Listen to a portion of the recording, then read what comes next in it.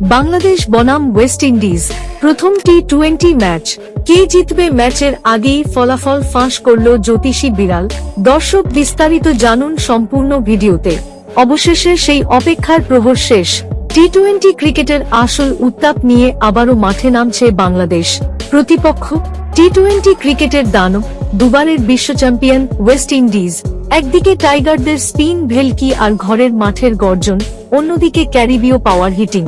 শুরু হচ্ছে 3 ম্যাচের 20 সিরিজের প্রথম মহারণ।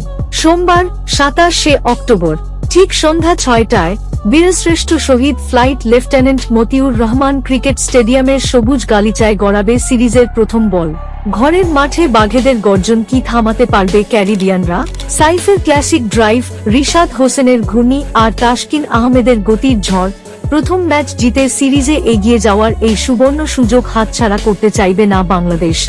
সিরিজের প্রথম লড়াইয়ে কে হাসবে বিজয়ের হাসি? 27শে অক্টোবর সন্ধ্যা 6টায় চোখ রাখুন টিভির পর্দায়। এদিকে ম্যাচের আগেই ফলাফল ফাঁস করল জ্যোতিষী বিড়াল। বিড়ালটির সামনে দুই দলের দুটি পতাকা রাখা হয়, সে বাংলাদেশের পতাকাটি পছন্দ করে। আপনার কি মনে হয়? আপনার মতামত জানিয়ে দিন কমেন্ট বক্সে।